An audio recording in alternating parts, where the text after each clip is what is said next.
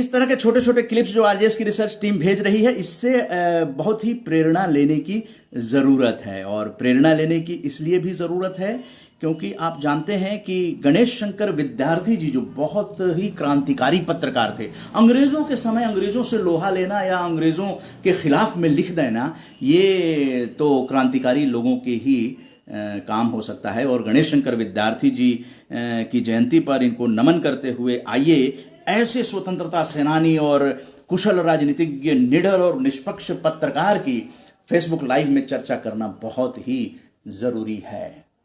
गणेश शंकर विद्यार्थी ने अपनी जान दे दी सकारात्मकता के लिए, और ऐसे व्यक्ति को सकारात्मक, जिस पर कि भारत सरकार ने डाक टिकट भी जारी किया था। ये भारत के महान सपूत हैं। और यहां पर यह भी बता दें कि इस भारत के महान सपूत को न केवल आज हम लोग चर्चा कर रहे हैं, बल्कि आपको यहां पे दिखाते हैं, क्योंकि मैंने सोचा कि हम लोगों ने 2 कार्यक्रम किए थे गणेश शंकर विद्यार्थी, या और भी तमाम कार्यक्रम हुए हैं, लेकिन उसमें से 2 कार्यक्रम मुझे जो है वो फटाफट मैंने सर्च किया गूगल पे, तो वो ये न्यूज मिल गई। सिल्वर ओक पब्लिक स्कूल के विद्यार्थियों ने सीखा योग व सकारात्मकता का पाठ और तिरंगे का सम्मान। और यहां पर स्कूल में क्रांतिकारी पत्रकार गणेश शंकर विद्यार्थी की जयंती 26 अक्टूबर के अवसर पर उन्हें स्कूली बच्चों ने दी श्रद्धांजलि। तो ये पिछले साल की बात है।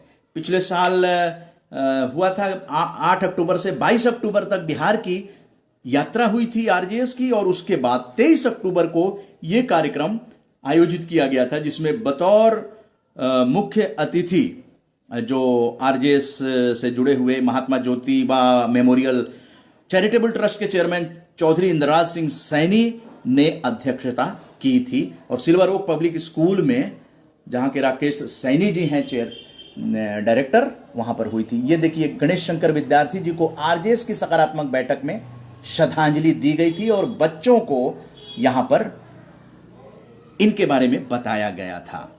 तो ये चीज़ जो है वो आप लोगों तक मुझे पहुंचानी थी कि हम लोग गणेश शंकर विद्यार्थी को अपने बैठकों में शामिल कर चुके हैं। इसके साथ साथ ये भी बताना चाहेंगे कि गणेश शंकर विद्यार्थी जी को उनकी पुण्यतिथि पर जो 25 मार्च होता है, आप जानते हैं गणेश शंकर विद्यार्थी, जब राजगुरु भगत सिंह और सुखदेव को फांसी दी गई थी तो देश में कुछ ऐसे हालात हो गए थे, और उसमें सांप्रदायिकता की जो है वो सांप्रदायिक सद्भाव बिगड़ गए थे, कहीं कहीं बड़े रोष हो गए थे, और उसमें तोड़फोड़ हो रही थी। और उसमें गणेश शंकर विद्यार्थी जी गए वहाँ, लोगों को, जो लोग असहाय थे उन लोगों की सहायता करने के लिए, रोकने के लिए, तो उन पर हमला हो गया। और 23 मार्च को आप जानते हैं कि वो शहीदी दिवस होता है, और 25 मार्च को आपका निधन हो गया था इस वजह से। तो पुण्यतिथि पर भी आरजेएस ने पिछली बार बैठक की थी।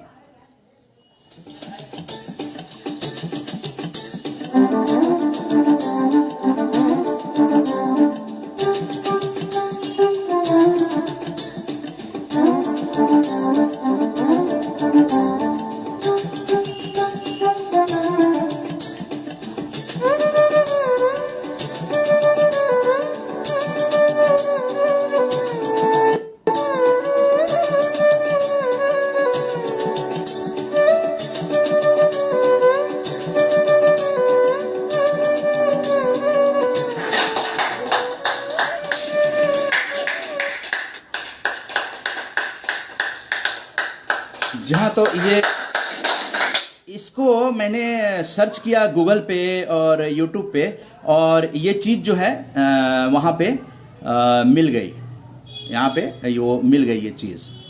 तो इस तरह से जो है आप भी सर्च करेंगे आरजेएस सकारात्मक बैठक, और आप लिखेंगे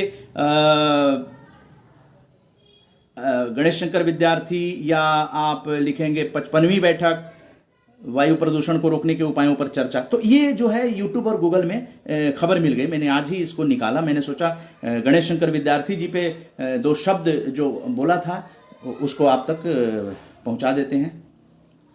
और आरजेएस पॉजिटिव मीडिया ने उसे अपने दिल में अपनाया है। 25 मार्च का दिन एक ऐसे पत्रकार को श्रद्धांजलि दी गई है जिनकी पुण्यतिथि है।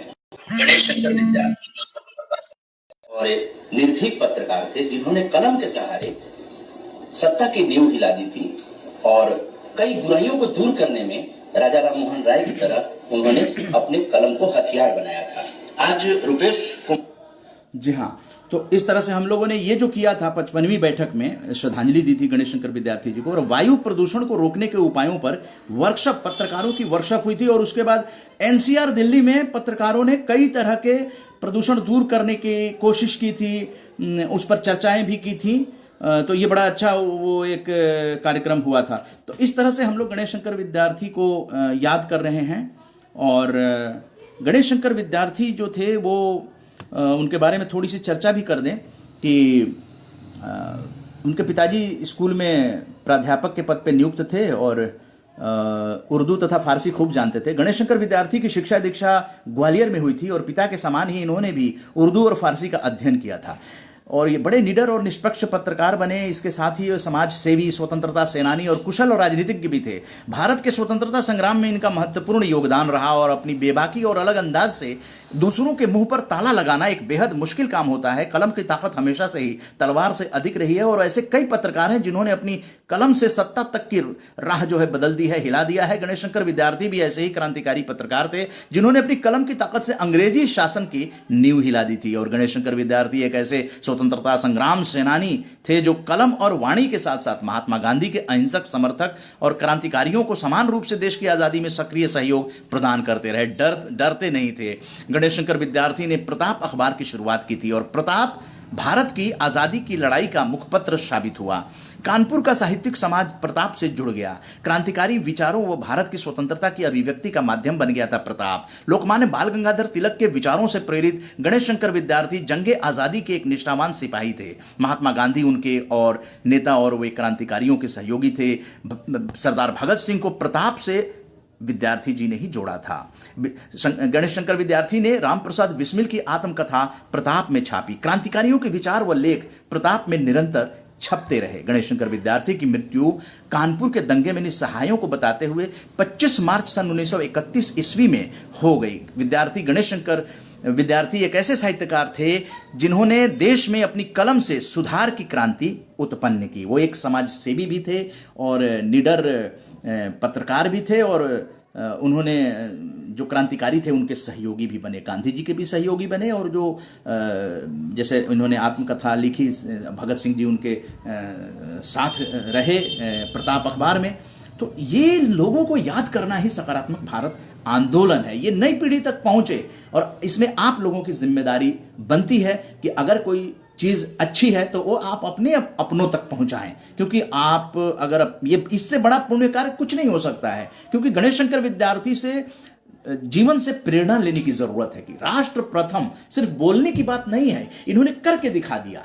भारत को आजाद कराना था और ऐसे लोग अगर नहीं होते तो ये देश आजाद नहीं होता। ये मान जाइए कि हम लोगों की जिम्मेदारी है कि इन लोगों ने जो काम किया है वो नई पीढ़ी तक हम लोग जैसे भी हो पहुंचाएं। थोड़ा सा समय की जरूरत होती है और इन्हीं समयों से इतिहास बनता है और इतिहास बनाने में आरजेएस ने ये काम कर दिया है। किताब के आप देखिए अभी इतिहास बन गया है। गूगल और यूट्यूब में आप आरजेएस सकारात्मक बैठक लिखिए, आपकी कहानी आप लिख दीजिए, सकारात्मक भारत दिवस लिख दीजिए तो आपका 24 पिछले साल का जो सकारात्मक भारत दिवस का जो था दिल्ली मेडिकल एसोसिएशन में वो आ जाएगा। आरजेएस राष्ट्रीय वेबिनार लिख दीजिए, जो टॉपिक था शिक्षक दिवस लिख दीजिए, आपको गूगल में और यूट्यूब में आपकी सारी ये तो पूरा खानदान आपका आरजेएस का इसमें शामिल दिखाई दे देगा। तो यही इतिहास होता है। उसके बाद उसके ऊपर आपको किताब हाथ में आने जा रही है जिस किताब में आरजेएस का पूरा इतिहास शामिल होगा।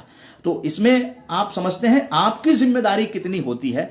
इतनी जिम्मेदारी अगर आप लोग ले लें कि इन चीजों को अपने और अपनों तक पहुंचा दें और कुछ नहीं करना है, बस इन चीजों को अपने और अपनों तक पहुंचा देना है। क्योंकि जिस दिन आपने मान लिया कि यह देश का काम हो रहा है तो निश्चित रूप से ये आसान हो जाएगा, ये काम आसान हो जाएगा। क्योंकि अब भूगोल बनाने की तैयारी है और भूगोल भी आपका दिल्ली के अंदर बनेगा और डिस्ट्रिक्ट वाइज जो है आपके जो बाहर आप रहते हैं तो आपके जो घर में वहां पर गांव में जो लोग हैं उनकी देखभाल करने का रास्ता भी अब निकलने जा रहा है।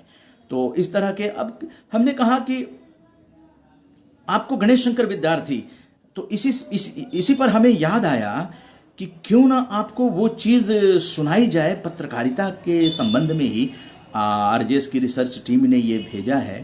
और प्रोफेसर केजी सुरेश जो कुलपति हैं माखनलाल चतुर्वेदी राष्ट्रीय पत्रकारिता एवं संचार विश्वविद्यालय के, और प्रोफेसर केजी सुरेश ने आज लाइव में पत्रकारिता के बारे में क्या बताया, किस तरह से उन्होंने बताया कि दो टूक बात की है उन्होंने। बहुत ही छोटी सी वीडियो है, लेकिन उन्होंने जो बात बताई है वो सुनने के बाद आपको लगेगा कि हाँ, सही माने में सकारात्मक पत्रकारिता तो पत्रकारिता होती है, न्यूज़ न्यूज़ होता है। और इनका कहना है कि जो फेक न्यूज़ कहा जाता है, तो अगर फेक है तो वो न्यूज़ नहीं है। इस तरह की बातें, नई चीज़ जो है ना उन्होंने बताई कि एक्टिविस्ट की तरह पत्रकार ना काम करें, बल्कि वो फैक्टिविस्ट की तरह करें। फैक्ट, तथ्यों के आधार पर पत्रकारिता पर इन्होंने जोर दिया है। और ये आरजेएस की रिसर्च टीम ने निश्चित रूप से एक बहुत ही बढ़िया प्रोफेसर केजी सुरेश, जो कि जो आईआईएमसी जो मास कम्युनिकेशन का सरकारी संस्थान है उसके डीजी रह चुके हैं और अभी कुलपति हैं माखनलाल चतुर्वेदी राष्ट्रीय पत्रकारिता विश्वविद्यालय के। तो बहुत ही प्रेरक। पूरे देश में एक तरह से चिंता है, क्योंकि कोरोना के चलते एक संकट तो, आर्थिक संकट तो मीडिया सामना कर रही है, लेकिन ज्यादा बड़ा संकट विश्वसनीयता का है। जहां लोगों का जो है विश्वसनीयता पर जो है जो संकट है कि क्या पहले हम जब पढ़ते थे अखबार या कुछ, तो हम ये बोलते थे कि उसमें क्या लिखा है। आज मन में सवाल आता है कि क्यों लिखा है, उसका मोटिव क्या है। You know this difference between what and why, what somebody has written and why somebody is writing, ये बड़ा महत्वपूर्ण फर्क आ गया है। मुझे लगता है कि ये चिंता का विषय है, और ऐसे में नागरिक पत्रकारिता के नाम पर भी बहुत कुछ चल रहा है। मैं बस 2-3 फंडामेंटल बात कह के अपने वाणी को विराम देता हूं। एक है कि देखिए, ये शब्द से मुझे परहेज है फेक न्यूज, इसलिए हमें भी, हमारा भी दायित्व बनता है कि हम न्यूज को क्रेडिबिलिटी दें। Fake news is an oxymoron. If it is fake, it cannot be news, and if it is news, it cannot be fake. News is a processed product. Shazia ji भी पत्रकार रह चुकी हैं। हम लोग बहुत मेहनत करके एक सूचना को समाचार में परिवर्तित करते हैं, उसके लिए चेकिंग, क्रॉस वेरिफिकेशन और बहुत कुछ करना पड़ता है। Slander, liable, defamation, constitutional provisions, law of the land, सबको ध्यान में रख के हम न्यूज में परिवर्तित करते हैं। तो कोई कुछ भी अटकलें, अफवाहें चला देता है, वो फेक न्यूज हम उसको कह देते हैं। तो न्यूज नहीं, it is like the word fake policeman.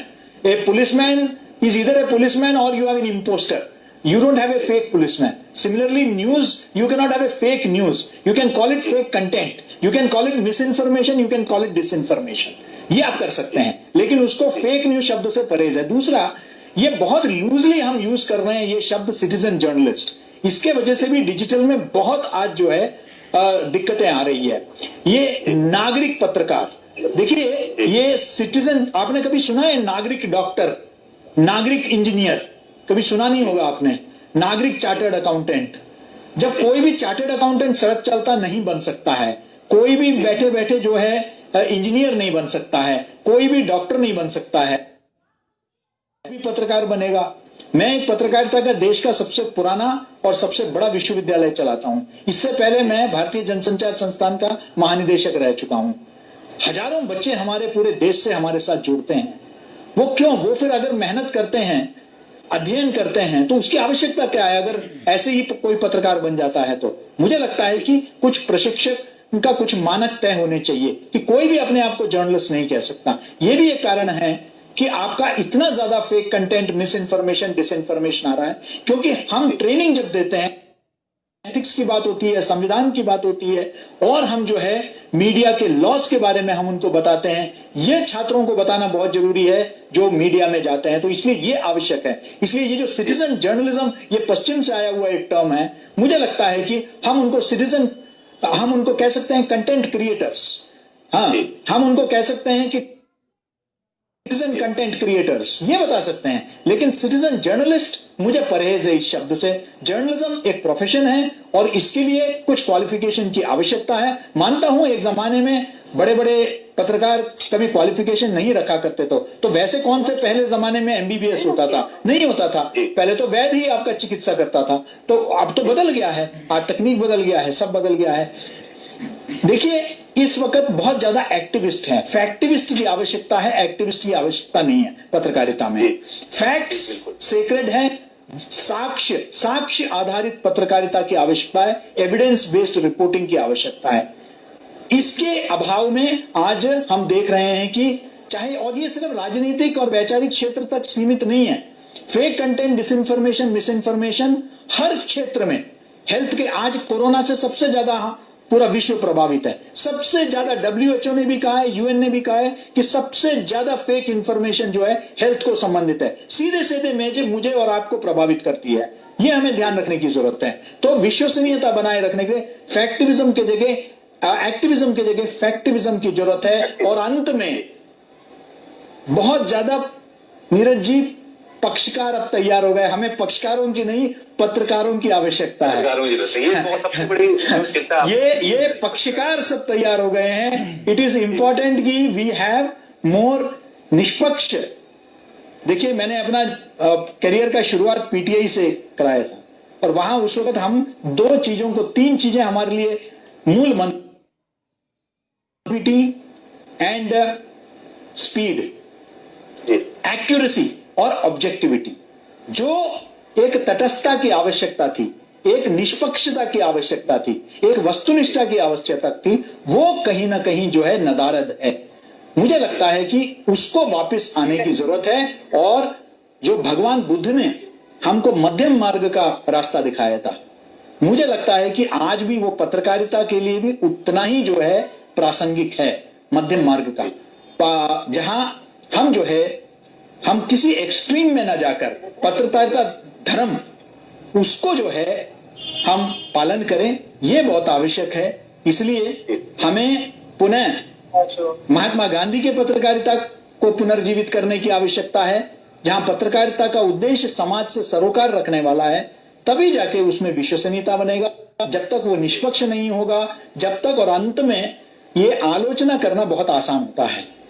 हमारे जो दर्शक वर्ग हैं और पाठक वर्ग हैं और श्रोता वर्ग हैं, इनको भी थोड़ा समझना चाहिए कि 400 रुपए का अगर आप पॉपकॉर्न खरीद के खा सकते हैं मल्टीप्लेक्स में, तो थोड़ा खर्चा स्वतंत्र मीडिया के लिए भी खर्चा करना होगा। आप 4 रुपए में आप ये उम्मीद करते हैं कि मीडिया जो है, जो विज्ञापन पर डिपेंडेंट है, कॉर्पोरेट पर डिपेंडेंट है, निर्भर है, वो मीडिया आपको स्वतंत्र और निष्पक्ष समाचार दिखाएगी। तो मुझे लगता है हम नेटफ्लिक्स पे खर्च कर सकते हैं 200 रुपए महीने, लेकिन मुझे लगता है कि स्वतंत्र सूचना के लिए भी, निष्पक्ष सूचना के लिए भी हमें प्रवास साक्षी जैसे जो पोर्टल है, इनको समर्थन करने के विश्वसनीयता का स्तर बढ़ेगा।